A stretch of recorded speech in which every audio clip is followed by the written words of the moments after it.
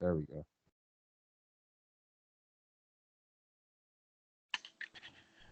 Welcome back. Welcome back. We are on another episode of Into the Last Dragon with your host, RoyRob, in the building. What's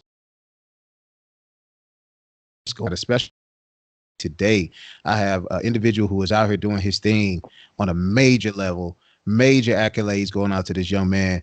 He has been on his grind, moved away from St. Louis and transitioned to another level. That upper glow is what I call it. He's done his thing on the martial arts side, Brazilian jiu-jitsu side. He's done his thing on the UFC side. He's done his thing on the training side.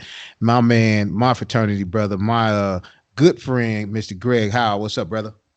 What's going on, Q? What's going on, dog? It's a pleasure to see you, man. Reach out with you, man. I remember when we first met. I think it was an event at Mike's last. Give me his last name, Mike Mike Rogers. Rogers. Rogers, yeah. Mike Rogers. Yeah, it was at his home when training was actually in the basement. Right. So you had like all of these world level UFC guys in the basement. I remember us meeting there. Yeah, absolutely, man. Yes, How's sir. everything? Man, it's good, man. It's good, man. I've been extremely blessed. I've started this new venture where I get to talk about something I'm passionate about and I love, something that I thought I was the only kid waking up looking at Kung Fu Sundays, like literally black belt theater. Look, I thought I was that only brother out there doing it as a little kid. Come to find out, there were more people just like me out in these streets. And as my world or universe starts to grow, I'm realizing there was a lot more people that's taking off their hat saying, "Yo, that was me too, bro." You know what I'm saying? Right. No, I mean it's crazy how you said it because it was like a secret society, so to speak. Like, Right. if you watch when you watch the movies, like the special technique is always done in silence and secrecy, and you only bring it out at these certain times, right? So I kind of feel Right. like it was kind of like one of those things. You know what I mean? Yeah. Uh, but yeah, I actually have a really intimate relationship with what they call black belt theater for me in my Oh, time, right? okay. So, Okay. so the way my memory serves me, and you could give or take a couple of details. When I was a kid, I used to go to my uncle's house. That was Uncle Cal, and my other uncle, which was his name was Uncle Charles. Like I came from a single family, so on the weekends go with my uncles. And we would go to his house and we would do our chores, yard work. It was designed to man us up on the weekends, right? Because he had a son that was my same age. Yeah. His name was Darian. So we would do like the yard work, seasonal chores, whether it be like raking leaves and just shit regular kids do. Can I say shit on here?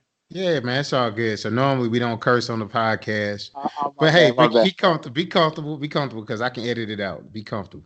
Okay, nah, for sure. So yeah, so we would do our chores and then we would come in. Now, while we're outside doing the chores, my uncles were watching black belt theater and drinking. All So, right. so by the time, and who knows what they were doing? They could have been in there drilling techniques and doing whatever with each other, And then when we came in, we were the ookies, you know. You talking judo language right now. So listeners, right now he just said a term that's in judo term. Uki is an individual who is a practice partner. So if you're not familiar on that martial arts level, Uki's is that practice partner. So you got trained at a young age, huh?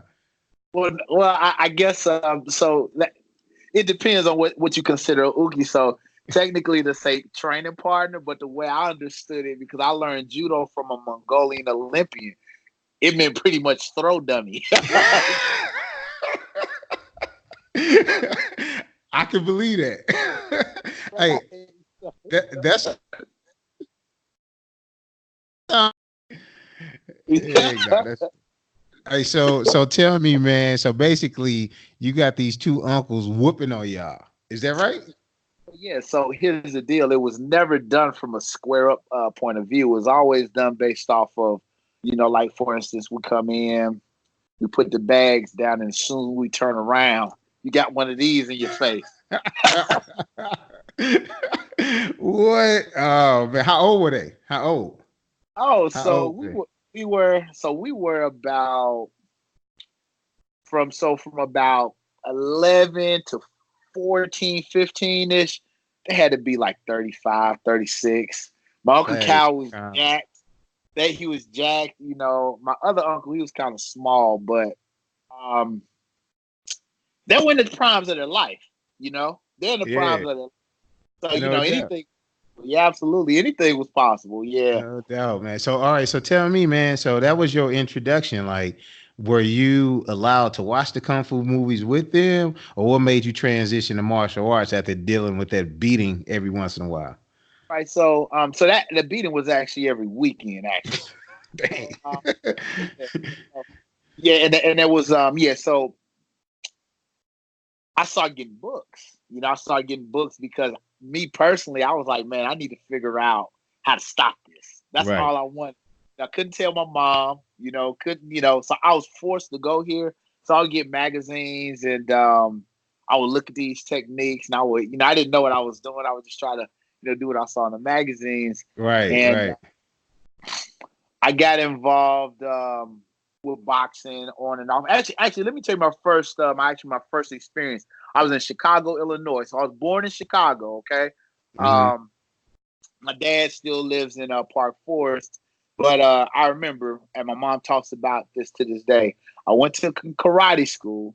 I wanted to take some karate, and the first day I walked in, they were doing board breaking, and I saw a guy hold a board and broke it, and I said, "No." And my mom said there was no more karate for me, Oh, right? that's So, comedy. How old are you then? Are you a teenager then or not? no. I'm like 4.5, 5 years old. Oh, that's crazy. No doubt. No doubt. And so no, I dabbled. There was this club, you know, we would go and wrestle at when I was younger, but I wouldn't even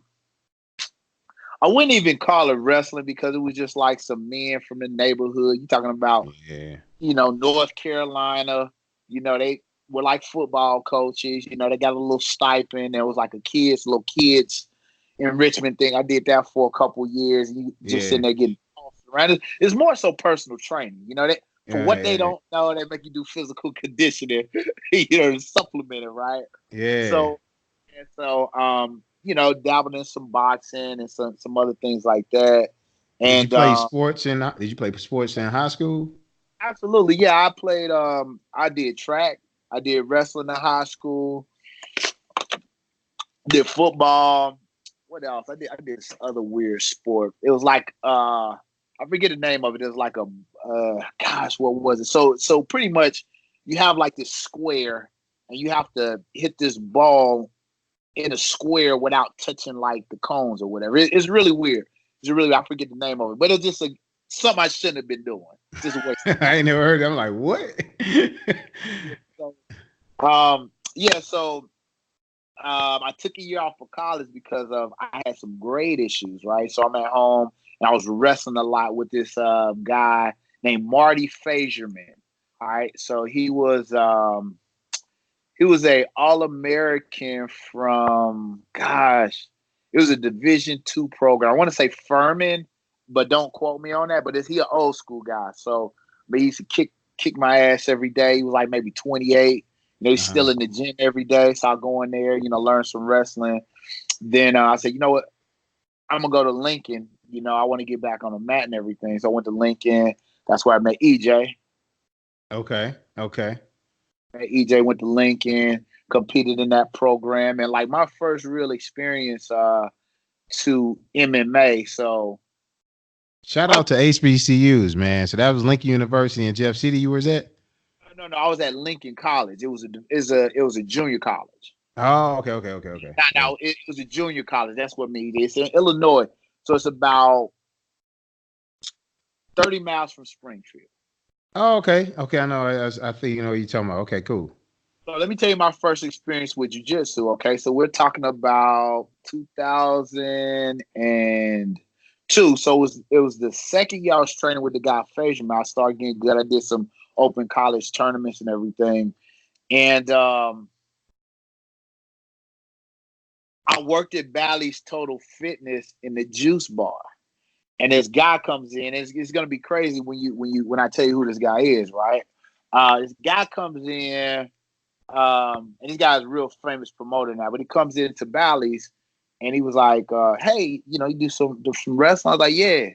I was like, he's like, yeah, we do jujitsu. I said, what's jujitsu?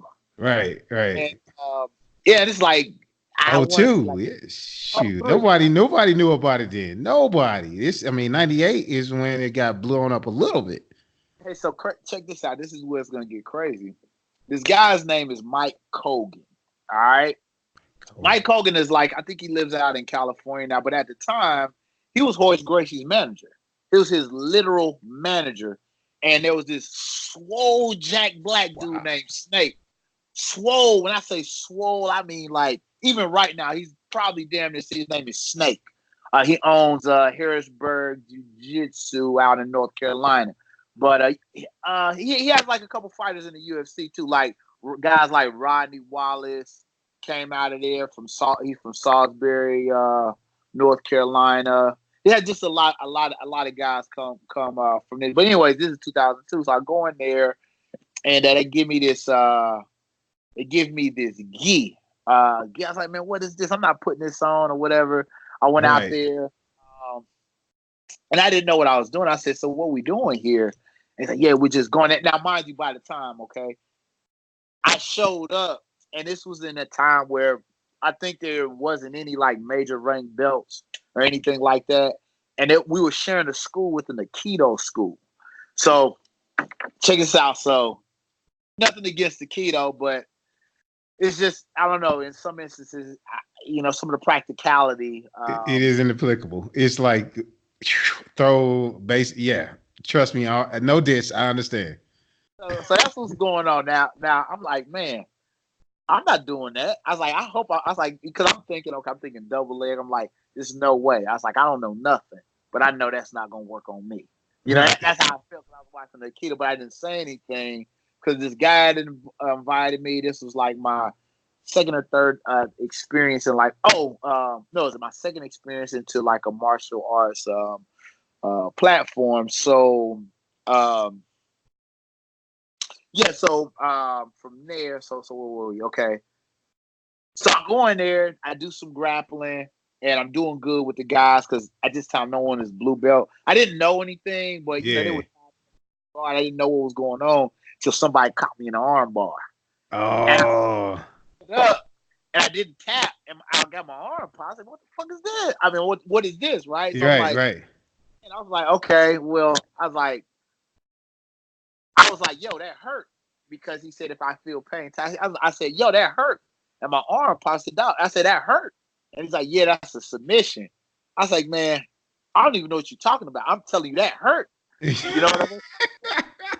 I didn't know nothing about no submissions. I didn't know shit, right? So I'm just like, yo, that just hurt. And he just pretty much told me, he's like, yeah, that's the art. We do this, we do that. Then at that time, I saw a UFC tape. So there was a store. Now you got to be 30 plus to remember this store. It was called Media Play. Do you remember that store? No, man. They're like a southern chain, but now mind you, it's like, I want to say summertime because I'm working at Bally's.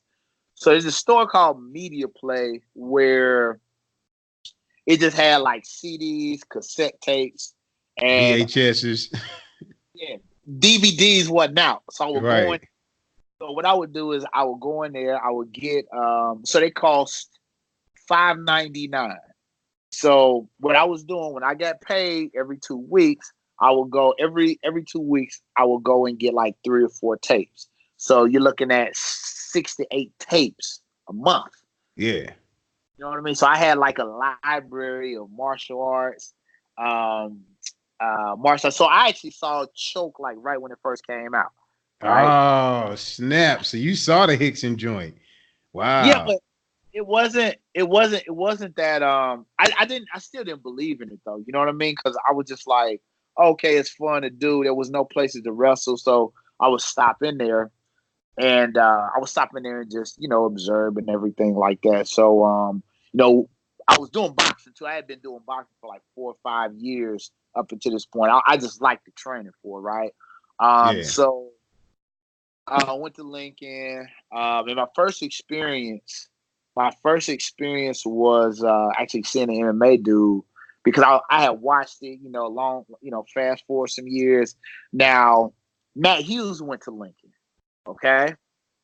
So he lived in Hillsboro, Illinois, and when he was at his top, he would come in, right? He would come in and beat the shit out of it. The only person he had trouble with was EJ. He still whooped EJ ass, Yeah. but EJ gave him some trouble because he had like really, really good defense. But anyways, so I get put in this front headlock from Matt Hughes, and he almost put me out. Now, come to find out, that same choke that he was choking the fuck out of me with in wrestling practice, and I was just like, damn, he felt so strong. His front headlock felt like he was gonna kill me, right? That same choke, he went out there. It was either before or after he fired a Hoyler, and he choked Almeida out with that damn choke. That's crazy. That's crazy. Yeah. You know what I mean? So I was like, oh, okay, I've been under that. I know what that's about. Like jiu-jitsu was in the wind. So the second year at Lincoln, so that was the second year. So at this time, we got this guy, our wrestling coach, one of our assistant coaches. His name was Matt Veach. Matt Veach is one of the craziest dudes you ever meet. He actually, I want to say he fought. So it was Matt Veach. My teammate was Sal Woods. Wow. Okay. Yeah. That was my teammate. So EJ was on that same team. That's my guy. Shout out to EJ, of course. That's my man. And Yeah. he just got married, man. Congrats, EJ, no doubt. So it was EJ. Gosh, it was a lot of MMA guys on that team. But yeah, so those are two notable ones, right? So yeah. Sal fought T. Woodley. It didn't go the way he wanted it to go. But shout out to T. Wood, man. He represented St. Louis, so I gotta say shout out to my boy, man. He was up at the school with me training, so that's my guy too. Yeah, so it was crazy because it's crazy how so fast forward, moved to Missouri, wrestled there, and my senior year had an injury, so I spent more time in St. Charles MMA. EJ was training there because he was I want to say he was teaching there because he had just came out of school. He was teaching there. Woodley was there training. I think he had just transitioned out because I remember I got a couple workouts with him before he transitioned out to do his own thing. I believe he went to like AKA or anything like that. But just then, shit. I mean, me and you were there together. You had like Sampo, UFC, Out, UFC, and all these guys. And this was so early on. Like I believe, like the first Ultimate Fighter was out at the time, and just all of these things, right? You had what was the other guy's name?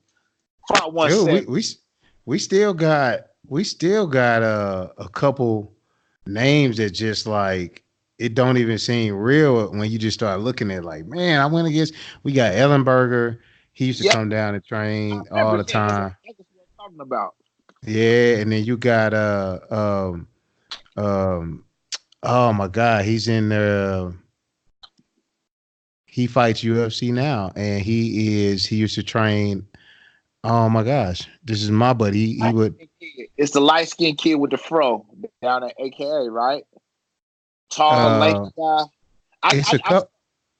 A couple cats. So anyway, so the dude with the fro you're talking about, he is at AKA, and that's Luis Pena, and he's doing this thing too, man. And so, but there's another guy I was thinking about outside of him, and his name just, I'll have it by the end of the show. It don't matter. I'm gonna get it. This out right, and I can honestly say this, right?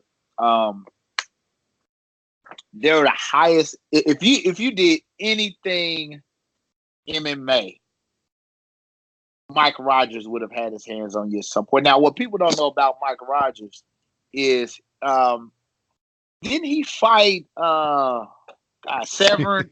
Or they want, it was a story behind it because they want him to take a fall or something. What was it? And he wouldn't do it. Yeah, man. I don't know the story, but long story short, Mike fought professional, and he had, um, I don't know, man. Like, I don't know that story. I don't know that, but I heard there was something going on where they wanted him to take that L, and he wasn't doing it. And I don't know if that was, I don't know if that was that story. I just know, I don't know, because I can't speak on it, so I don't have the facts on that. You know what I'm saying? Well, I can tell you the facts that I do have. At that point, he was a All-American, a two-time All-American from SIU, and a black belt in Brazilian Jiu-Jitsu under Rodrigo Vaghi, Yeah. which is a legend in the sport. He's the direct lineage. So with that combination in those years, I could see it being very challenging to get a fight, with Mike. Exactly. But yeah. Fast forward, yeah. Like I said, if you did any sort of martial arts or any type of competitive martial arts, you would have been through, St. Charles MMA. Hell, I think that's a beautiful thing because you have guys like yourself who just like training, and you're in here and not knowingly, hey, this is the next guy. This is the next guy. And this he in is class. that. Right. This that next dude. It blows my mind to think about it, man. Like, I sit back and I be like, this can't be real, man. I just was working out with this cat. This dude on TV now, whooping that. It's amazing, man. When I see you now, tell people too, tell my listeners, what was the next phase? So you started doing your training thing on the Brazilian Jiu-Jitsu side. Where did you go, and then you went to the next level when you moved away from the local area and you started training more at Brazilian Jiu-Jitsu? What happened next? So my mom is in Charlotte, North Carolina, and see, here's the deal. When certain things happen, as far as school ends, you have to do what's called get a job. You know what I mean? So got a job, and Gotta grow up. Yeah, you gotta grow up. And I was still training occasionally, but not as much as I wanted. So I worked in sales in O'Fallon at Verizon Wireless. So story behind that, which is and this has everything to do with this, and I'll tell you why, right? So in wrestling or in any type of competitive combat thing, like so in wrestling, you may only one person can go out to represent the weight class, right? And you may be number one guy, you may be number two, you may be number three, but you're always trying to be the best, always trying to take that spot and get your shine. And you'll see plenty of situations where seniors who've been, 3-year starters, a freshman comes and beats them out. It's the most purest interaction because you challenge for the spot. So it's like, hey, I want to wrestle at that weight class. So you wrestle off, loser has to sit. It is what it is. Right. This thing, like football, basketball, or whatever, football, basketball, whatever, the coach determines. It's not like you're saying, hey, let's play one-on-one, let's do this. It's an outside source. So fast forward that back to my Verizon job, I had no sales experience. I was a freaking exercise science major. And I went to a job fair that just happened to be on campus. I saw the potential and how much they could make. And I was like, well, shit, I want to do this. Yeah. The recruit's here. I want to do this because I can make some money, and the money will be based off of my own personal effort, right? Right. So, and now remember, that is extremely important, money based off my own personal effort, like that concept, right? So, so from there, I, worked the job, and 60 days in, the training idea, like, well, let's go to the interview, right? Black guy, he was an alpha. Come on, man. That's my man. He was an alpha. He was an alpha, but he was a super cool dude. You know what I'm saying? he was a little kind of a stern guy though. So I go in there and so check this out, dog. I was poor, very, very poor. I didn't have a suit. I got some dress pants from Goodwill, right? And my first meeting was with the manager, store manager. His name was Brian Pickrell. Okay. Right. So what the best I could get, I went to Walmart. I want to say like EJ gave me like $10 to get my shirt. But anyways, I got a black V-neck because I was in shape, and I wore some slacks so it would at least look halfway put together. You know what I mean? Yeah. Like, cheap, but no, I mean I didn't have any money, right? So went in there, tucked the shirt in. At that point, I was like, what, 215, 220? You remember? I was Yeah. huge. Yeah. Go in, have a great interview with Brian Pickrell. And now the interview was like the competition to me, right? Because here's the deal. No matter how many losses you take, no matter what happens, no matter who's won the most on the season, when you get to wrestle out for that position, it's who has it right now. Who has So, it, right? Yeah. right? So in my mind, I had no sales experience. You had other people who had sales experience, right? But for me, I was like, hey, this is the match. Yeah. I got the interview.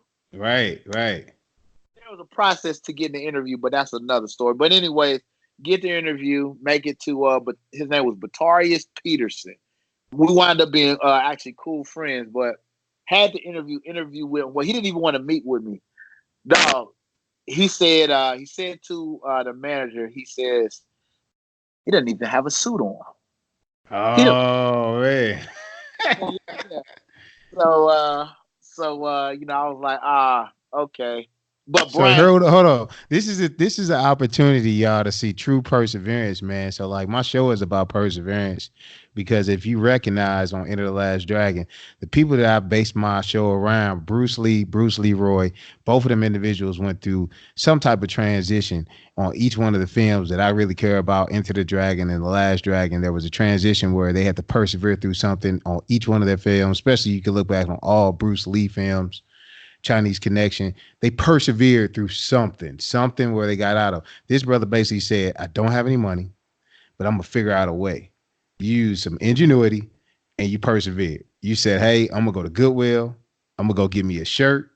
I'm going to go be the best person I could be. And I'm going to show up me and give you me. And now keep going with your story, man. Paint the picture. Keep going. So I go there and I'm like, I was sitting out there for a while, and now mind you, my manager didn't tell me this until after I got hired or whatever. And he said, Batarius was like, he didn't even have a suit on. I'm not interviewing this guy, and he has no experience. Wow. But because I had did my job in the first interview, I practiced. I looked up the company. I looked up sales. I asked the right questions because I didn't know shit about sales. I just knew that, hey, listen. I don't have any, like, to the bliss. I'm gonna tell you what I mean when I say I didn't have any money. My mom couldn't even make it to my graduation. Yeah. You understand what I'm saying? Yeah. My mom couldn't even make it to my graduation. So it was like that, right? And Right. I didn't even know how I was gonna get back home. I graduated. As a matter of fact, let me rewind a little bit. What pushed me into this job, because what was happening was I couldn't get no one to take my call. So I was just calling every day, every week, because I was in summer school. Now, mind you, I have 1 week because I got injured. I got injured in the season, so I lost my scholarship. At the end of the season, I lost my scholarship because I got injured. And from there, I had to do summer school, right? Yeah. Because I didn't have enough courses, so I owed all of this. I wound up owing a lot of money after school, but that's nothing. But anyways, the time is coming for us to move because all 3 sessions. The reason why I was doing all 3 sessions is because I needed to find a way to make some money so I can get home. You know what I'm saying? Because I didn't have financial help there, so I was, I was work and learn. So Lindenwood had like a messed up program, but it's good, So we were doing construction work. Uh-huh. In the day. So I did grounds. Wow. Listen, so I was getting up at 6 a.m. doing grounds in summer school, then having to go to class, go back out and do grounds. Wow, man. So that so that I could go out back out to do grounds, so that I could stay at school, and I have to worry about these bills so I can eat and everything else like that, right? Right. So that's where I was at. So mind you, I was like, yo, I got to get a job, and I tried to align it to where, okay, we got to be out of these summer school housings on blank day. The process for a job is this. So I was making it. I was neck and neck. And when you hear the rest of it, it's gonna drive you crazy. So I was neck and neck with the timeline, right? So what wound up happening was I had to be out of school, but I was still trying to get this job at Verizon, right? So what wound up happening is I was out of school. And I was Terry Russell. I always remember this guy. I asked if I could stay a little longer, but he charged me for it, right? The school charged me for it. I was like, hey, I couldn't get home. But what wound up happening was I had did like some little odd jobs. I was doing whatever. I got me a car, for like 1,100 a beater. And what I was doing was got the job at Verizon. And, back to the interview, I had the interview, got the job at Verizon, started work. Now, my training was in Wentzville, and all I had was $100. Oh, bro, you can't do that. Listen, 2 weeks. So I slept in my car. Okay, I slept in my car. I would go work out in Lindenwood, take a shower. You know what I'm saying? I had to go back to Goodwill because of suit and tie. So I had like 2 shirts and 2 pants, and I would alternate them to switch them up. You know what I mean? Yeah. But so dude, that's a amazing story. So you literally went from I gotta figure this out. You figured it out, got the job. Literally, what's the name of that movie? Where not The Blind Side with Will Smith and the dude with the stock market thing. He was living in the car. You was kind of like that. Golly, man. let me tell you something. I wasn't nothing like that because I don't have that 7 million he made yet. Oh, right. Dude caked up, right? You know what I'm saying? He made dough, right. Yeah, staying in the car, and I was mad because I kept getting these obstacles. So check this out, I was in Wentzville. So people, now mind you, Zach Cummings, I had wrestled Zach Cummings in regionals.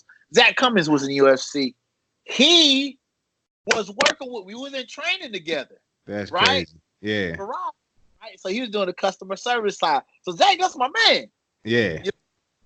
So we were doing training together, and I remember we just talked, and we were working in training. Now there was so how old are you at this time? Because at this time you don't realize it, but you've actually at least interacted with 5 UFC at the minimum and 10 professional fighters at the how old are you at this time? Beginning, and you're just the beginning, just leaving college.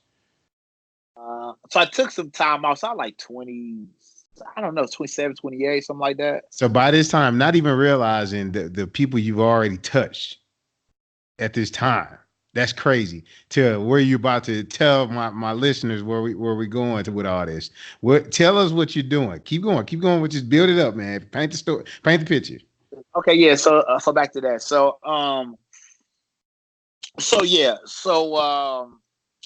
Okay. So where was I? Okay, yeah. So in my car, get the job, and this was the other obstacle. The other obstacle was this. If I was 40, the address I put was 42 miles away, right? Wow. If I was 45 miles, they would have put me in a hotel room, right? So, because Zach, he was coming from like southern Missouri, so they would give him a per diem. They would give him a per diem for food, like $100 a day. Had him in a hotel room the whole week. Right. I didn't get no per diem. I didn't get shit because I was 3 miles short. That's crazy. All right, so persevere, got through it, and wound up getting the job. So long story short, 60 days in, we had a it was December at this time, so 60 days in of me actually working. This is when 4G had just launched. I was the 4G rep of the year. Wow. Right, 60 days on the job. You know what I mean? 60 days on the job. So I wanted to get closer home. I had some home things, wanted to help out a little more there. Wanted to get closer to home. So I got a transfer to Shelby. Right. So I was training with my homeboy, Brandon Beach. He was doing MMA at the time. And what I was doing was I was going to Charlotte to that same school genre. By this time, Mike is long gone because we're talking about a decade and a half later.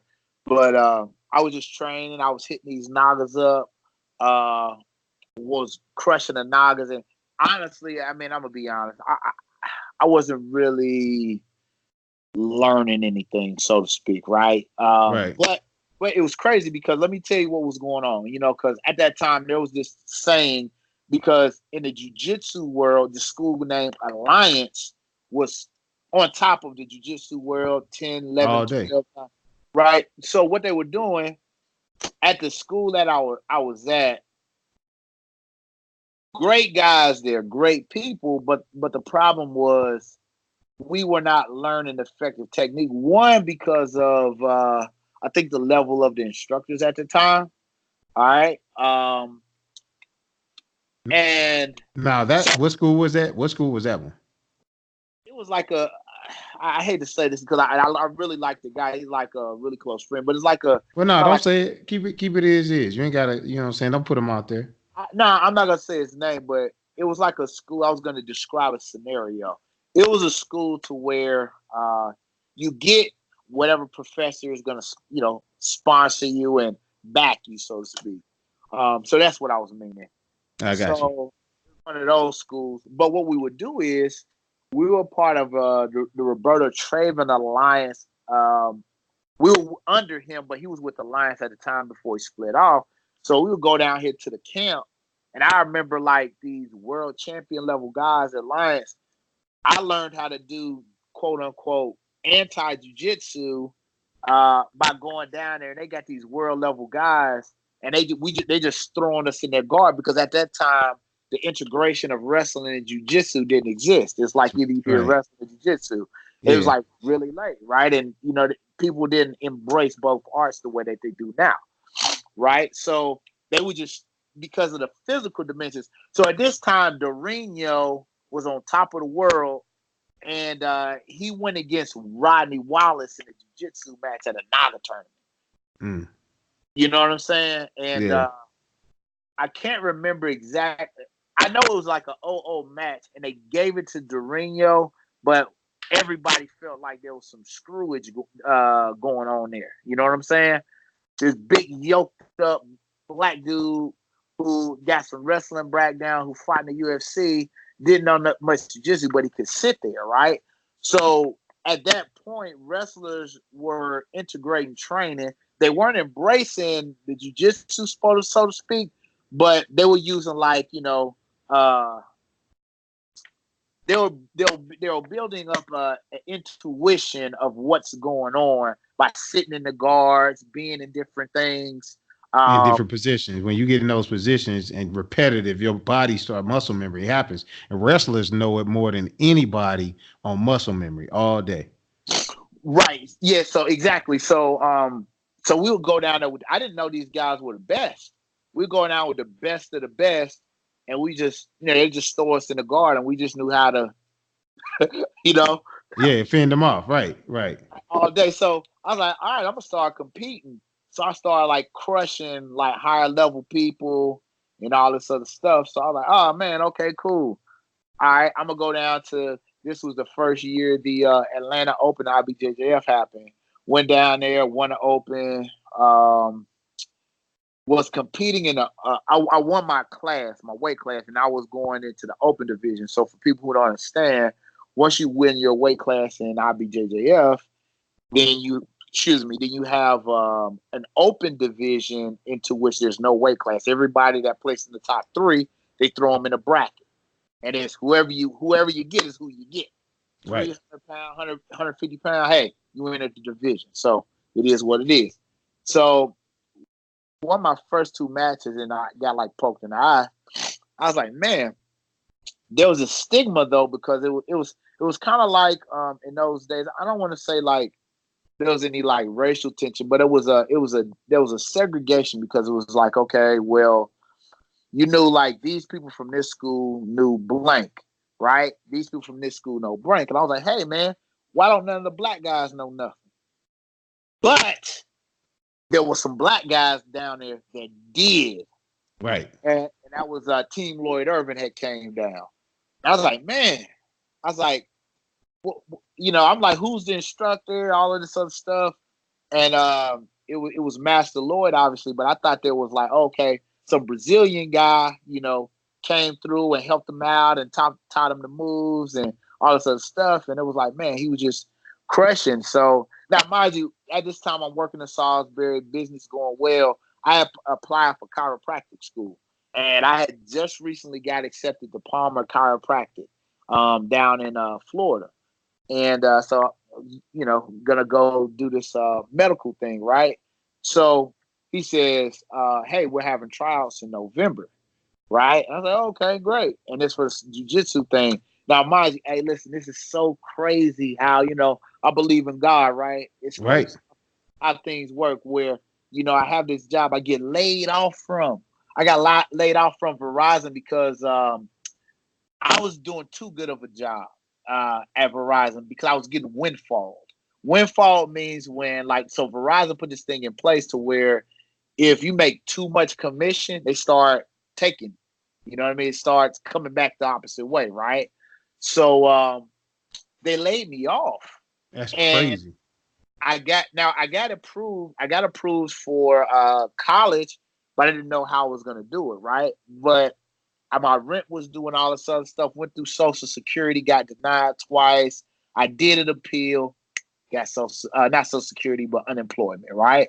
So I had Yeah. a year. I had a year to where I was going to get like $250 every week. Every Monday I had to fill out. You go online. Did you look for? Yes. Did That's you? funny, man. It's crazy. Did you fill out at least 3 applications? Yes. It's Oh just, man. you had to do it every week or you didn't get your money. So no Yeah. matter where I was, I got to. Anyways, so lost the job, and I was like, okay, I got this situation. Now by this time, I had came up to Camp Springs, made the tryout. Now not only did I made, I was the MVP of the comp team tryout. I was the MVP of it, right? And that came for the person who worked hard and just said, fuck it. But I tell you this story, right? There was at this one point in it, because the tryout was like very, very long and tedious. It was to the point, at this time, it was this guy named Keenan Cornelius there. And he just got his brown belt. No, yeah, he just got his brown belt because they were filming the BJJ Kumite at this time, right? Uh-huh. Keenan had just got his brown belt. I was like, man, I really hope he chokes me out so I can get a breather. So like he locked up this choke on me, and I ain't tapped, and he let me go. I was like, fuck, you know what I mean? But we wound up being cool when it just happened to be Kenny, because I didn't know anything about the world of jiu-jitsu whatsoever. You know what I mean? Yeah. So I just knew I liked doing it, right? And it's like, oh, no Yeah. more reps. So I like doing it. So um passed the trial. So now I have a dichotomy here, right? I have to make a decision. I got medical school.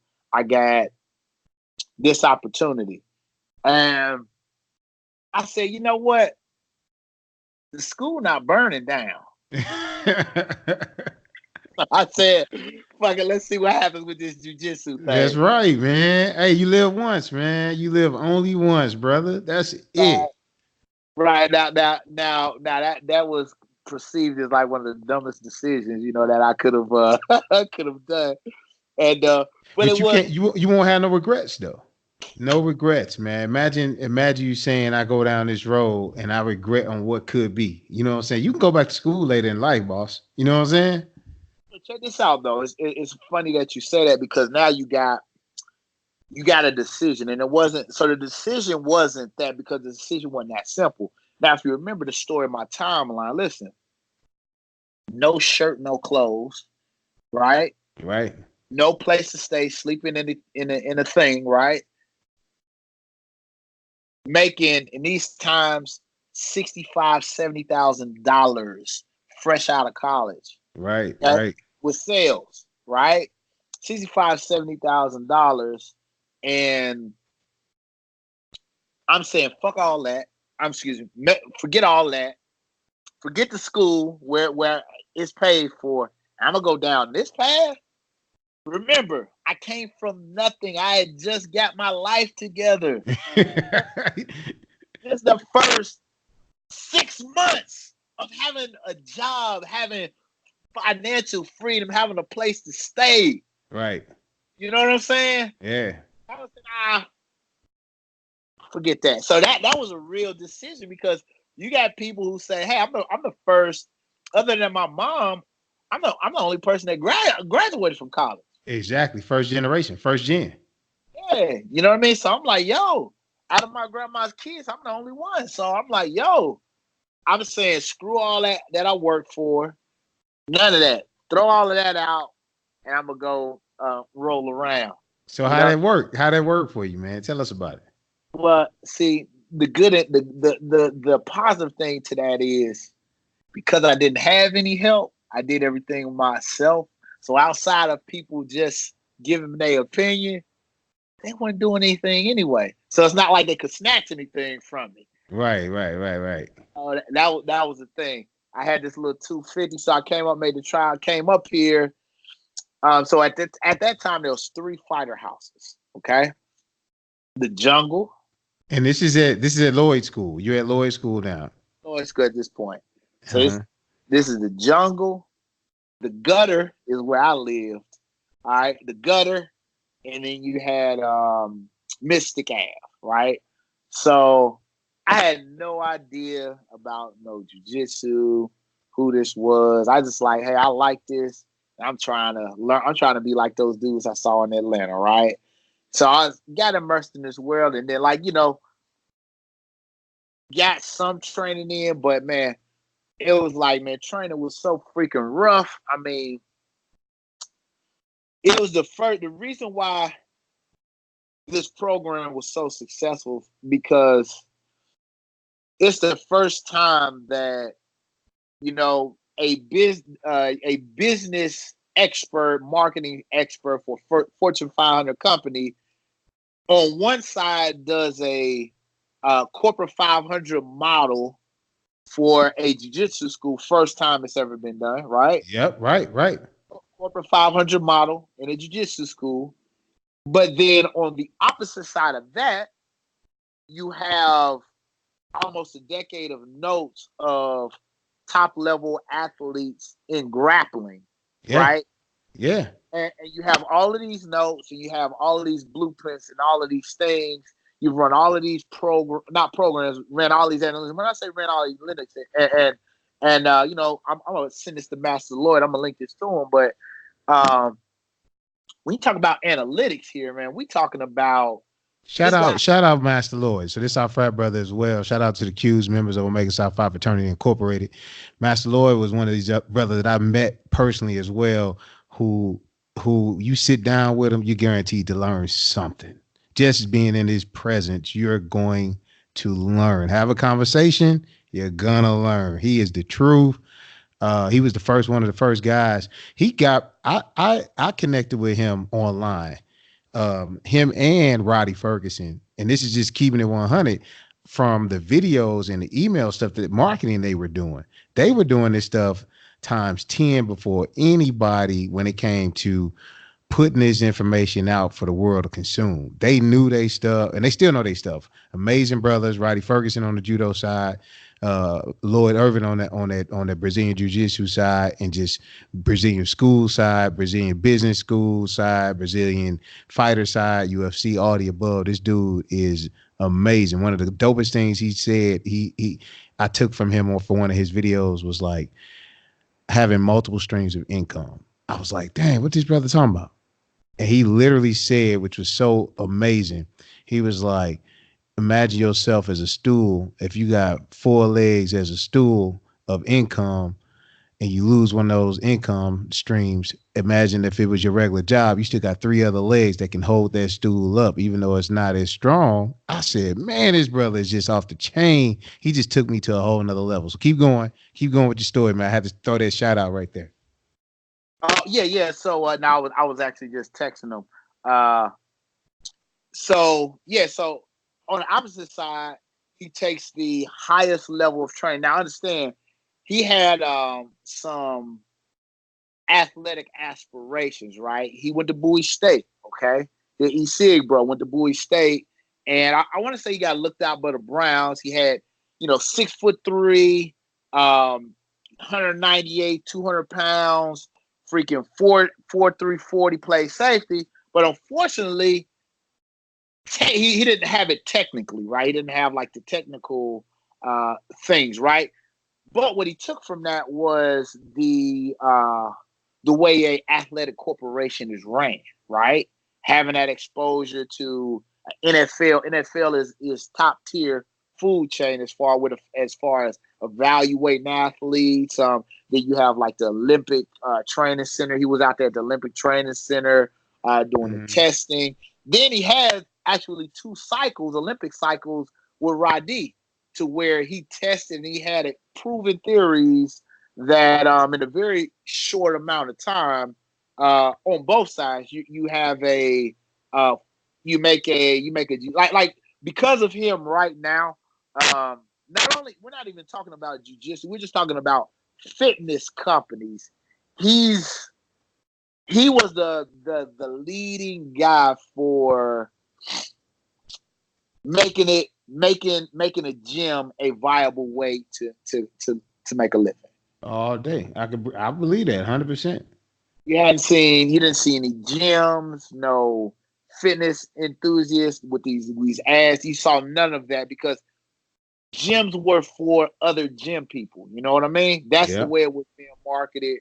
But at any rate, on the opposite side of that, on the jiu-jitsu side, so he has all of these notes. And when I say all of these notes, floppy disk full of stuff. You know what I mean? Floppy disk.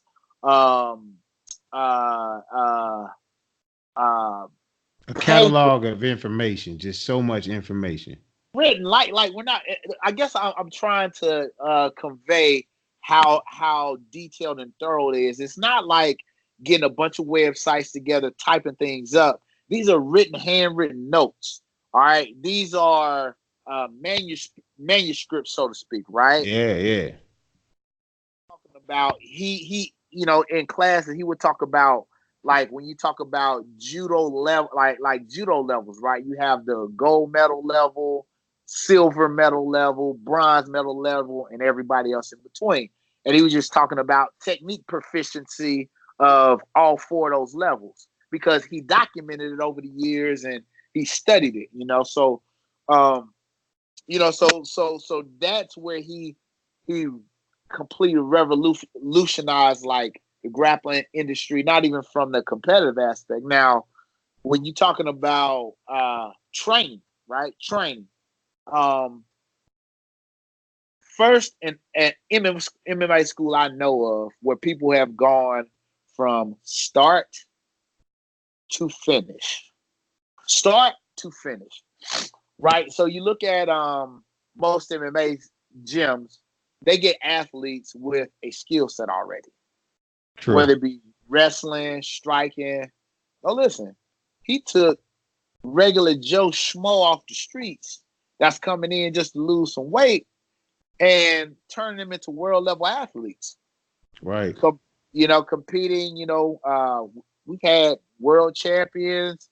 We have black belt world champions, a homegrown American-based black belt world champion. You look at every other black belt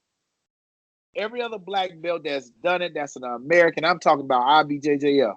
And IBJJF is the premier, FYI listeners who don't know, IBJJF is the premier when it comes to any tournament that's held inside the U.S. or outside of the U.S., Brazil primarily, as well as overseas in Europe. Everywhere you could think of, IBJJF is the premier and it's the one that everyone knows is the height of everything. It's the height. So that's what he's referencing.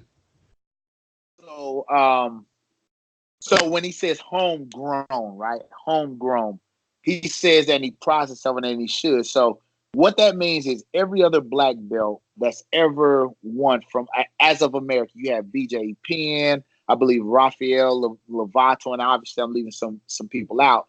There was some Brazilian influence in their upbringing and training, right? Right. Now, Right. Leo Dollar is Master Lloyd's instructor. That's great. But Jamil, Master Lloyd created him from I believe, 14, or he could have been younger, but a teenager.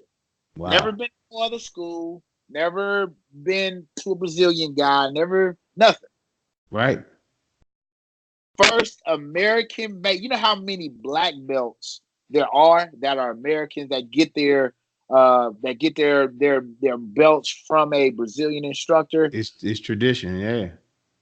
So there's no American instructors that say, hey, you're my student, and without any other influence, be able to teach them. It's one thing to learn jiu-jitsu, but it's another thing to compete on a professional level at jiu-jitsu. No doubt.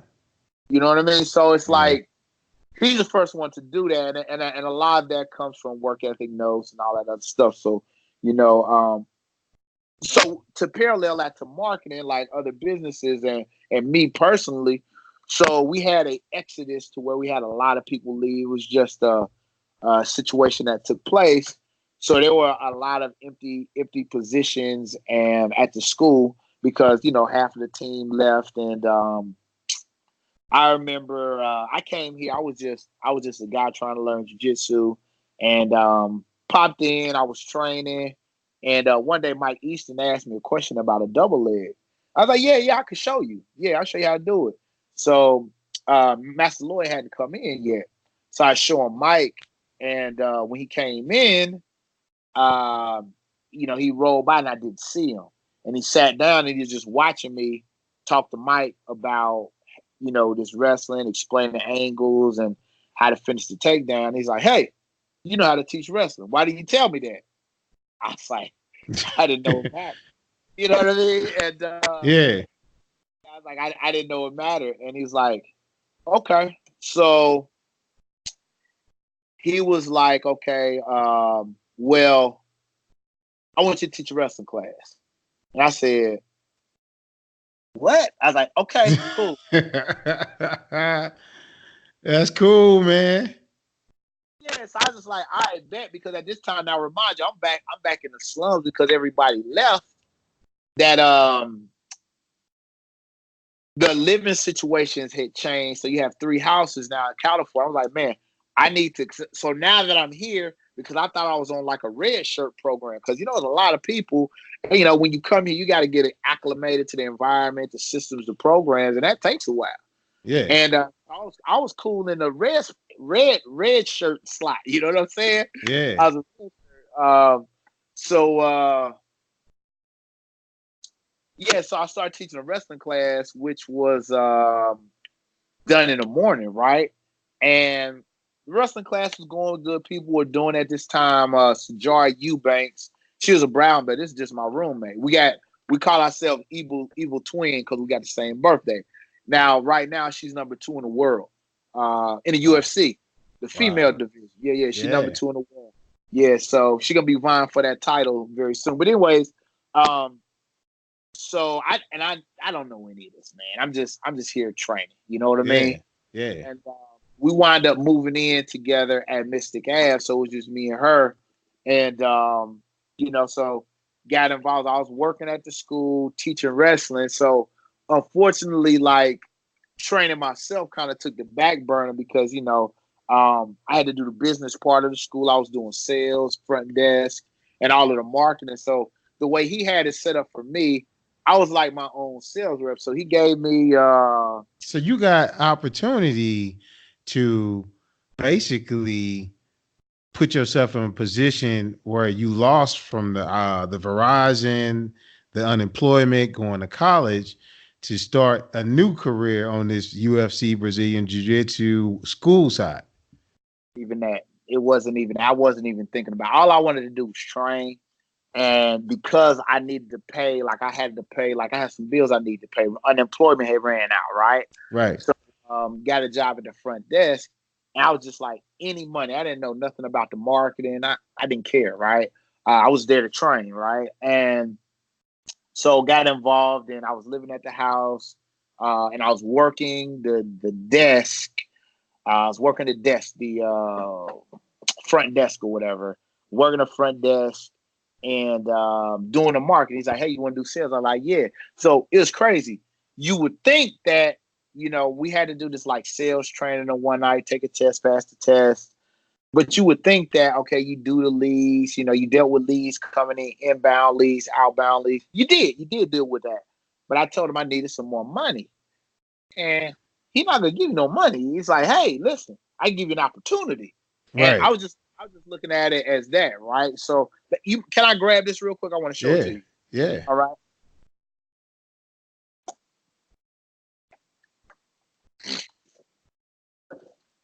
All right. So he gave me this little thing. So Nice, man. let me tell you this. At the time, people look at it and say, man, that thing looks like a POS, right? It's Yeah.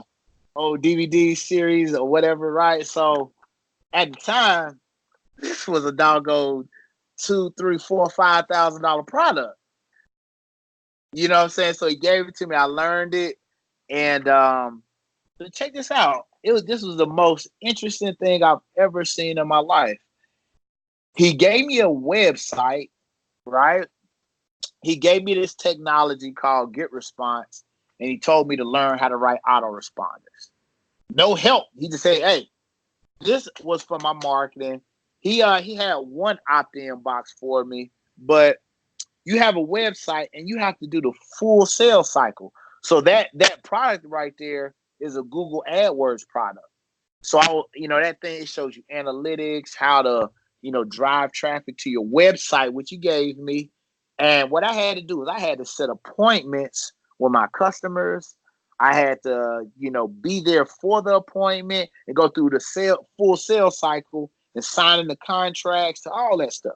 That's cool, man. That's cool. Yeah, so I was like, all right, I'll do it. And so I did that. And mostly, in class, right? Jiu-jitsu class, he would talk about like mindset stuff. You may hear about limited belief or things like this. I never forget this one.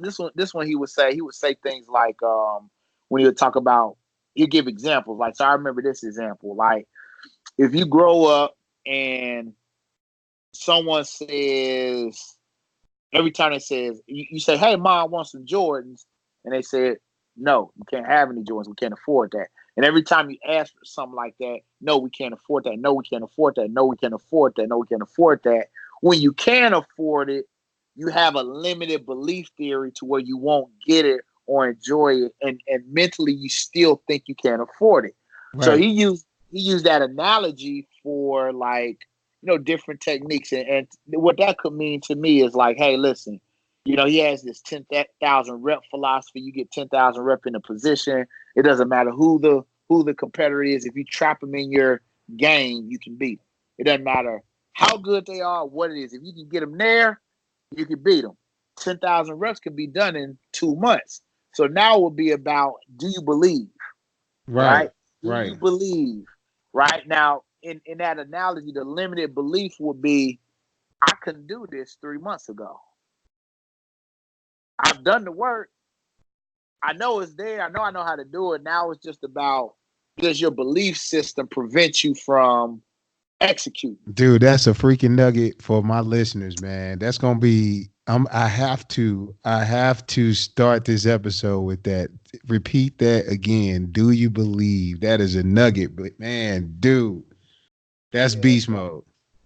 Yeah. So for me, so I was doing coaching parallel with this. So my training personally, what I actually came there for was kind of put on the back burner. You know what I mean? Because now it's like, to really be good at coaching, to really be able to help somebody the way you need to, you have to be selfless. You know, you have to put all your energy into them. You have to come second, right? So at this time, we got this kid named James Vick, who's a boxer primarily. He has like some shrimping capability. He's a white belt in jiu-jitsu, boxing, but he did good in the Ultimate Fighter.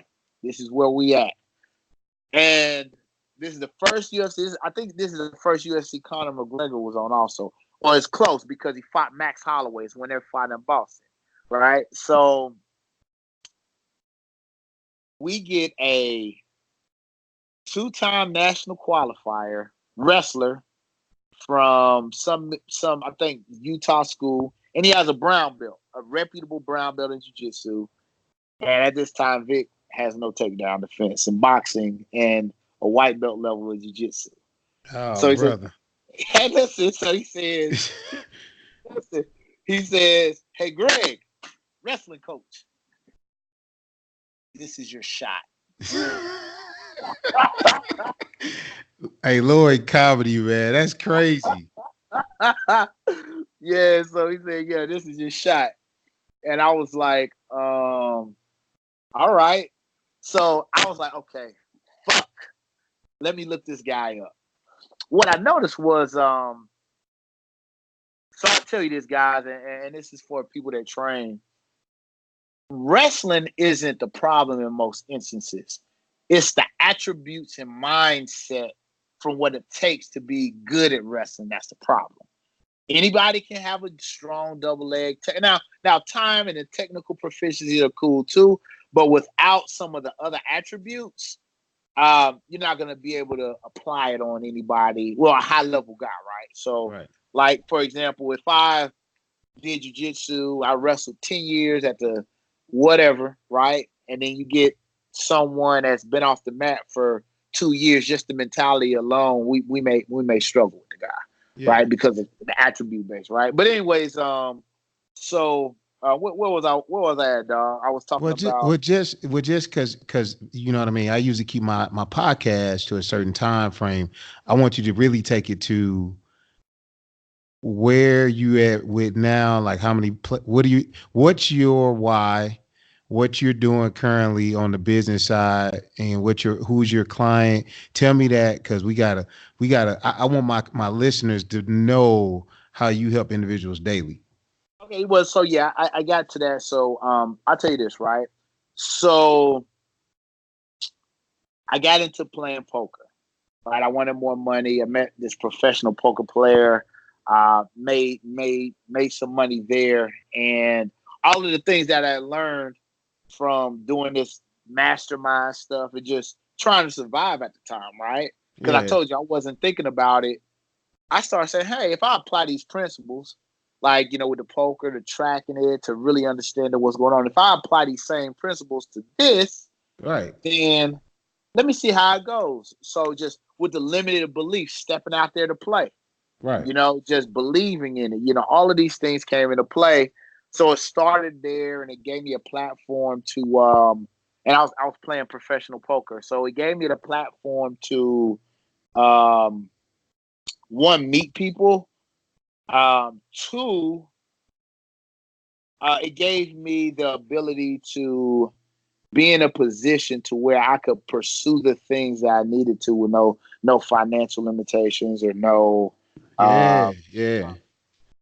So I got into the marketing. I went to the marketing hard. I liked it, but it wasn't something that I was happy about doing every day. Mm-hmm. Right? It wasn't something that I would like, oh, I gotta, you know, I could be good at it. Sales, I was good at it because I just trained it. And out of necessity, you gotta think, when you do without, it's not sales, it's hustling, right? You know what I mean? Like, Right. yo, Heck yeah. I gotta get this, you know. You So, gotta eat. You gotta eat. right. So you become good at certain aspects. But anyways, so I went into that. I was like, no, I've always played poker, always gonna play. But as of late, I've gotten into technology. So some years back, I taught myself how to program. Okay. taught myself how to program, and I built some apps. I'm still playing poker, but man, I tell you, playing poker, man, it's hard to. It's extremely hard to go and start at the bottom because the poker is so lucrative, and it's Wow. like get the money now. Like Yeah. just imagine, you go into a game and you walk out with anywhere from $15,000 to $7,000. You know what I mean? Playing a Yeah. game. Yeah. You That's know, crazy. yeah. So it's hard to do something that matters. So whatever that thing was, I have to really, really like it. Like, and then too, another thing about poker, you just totally lose. Like, Do you currently train? No, you good. Can you hear me? yeah, I got you. Okay, what'd you All say? right. So do you currently train or work with anything now? I see you've been doing your physical fitness thing yourself. Are you doing Yeah, anything on the oh yeah, physical training your clients now? oh yeah, absolutely, man. So yeah, so I worked with a lot of athletes coming up, like Tim Spriggs. I worked with him, his brown belt campaign. He's a no-gi black belt world champion. Muhammad Ali, Sylvia. He's a black belt gi world champion, which is one of the most prestigious things you can have. So I did their campaigns. Trained some cycles of ADCC. What Wow. I'm 9-1 as a coach in the UFC. Yeah, 9-1 as a coach in the UFC. Trained multiple fighters for that. And then just like throughout the wrestling training, all of those athletes that were in my program, you know, and not in my program, but in my class at the school, you're talking about 14, 15 world titles That's amazing. and UFC fighters and all, because you got to think, I was training Mike Easton for a lot of his fights when he fought TJ Dillashaw. I trained him for that fight. I did my portion of it, right? So, and That's that, yeah, amazing, man. You didn't even get to all this good stuff, and that's where it ended with started with Vic. So Vic had this wrestling guy who's been wrestling his whole life, national qualifier, which that's a high accolade, Division I national qualifier, brown belt jiu-jitsu.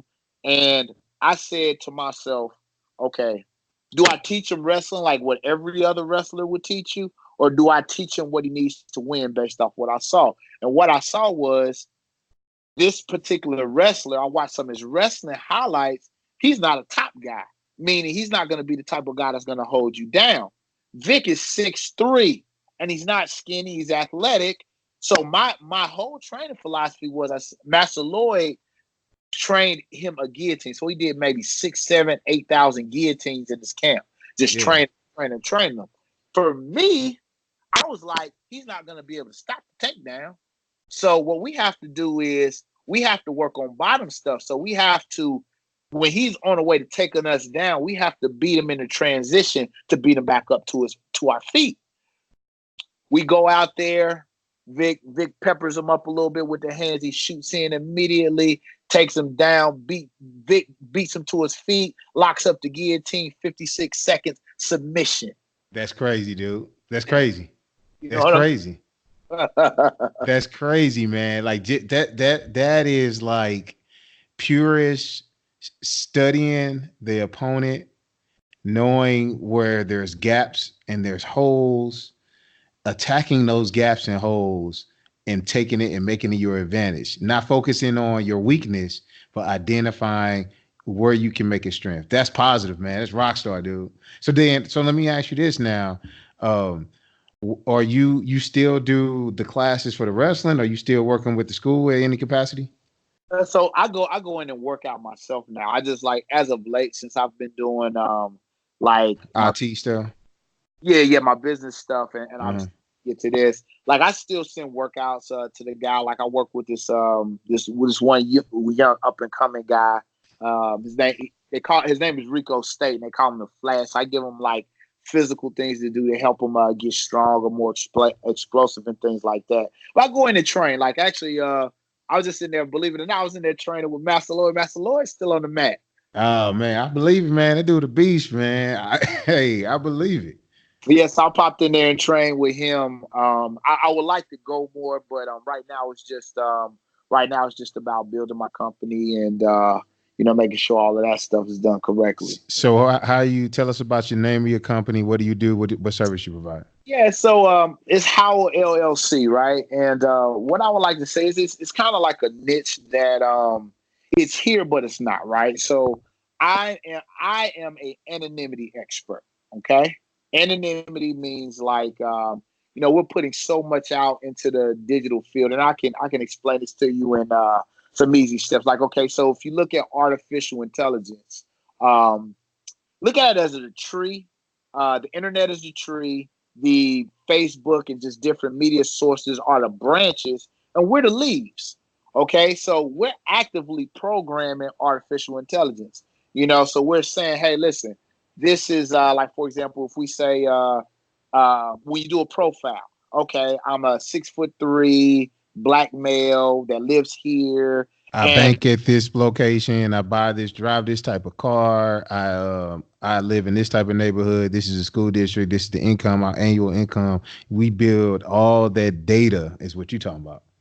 absolutely, and see, right now it's being manipulated for marketing and things like that. Like if you go to a website and you say, okay, I want to see these most recent shoes. You go to the shoes, and that damn thing follows you everywhere. So it's a basic retargeting ad, right?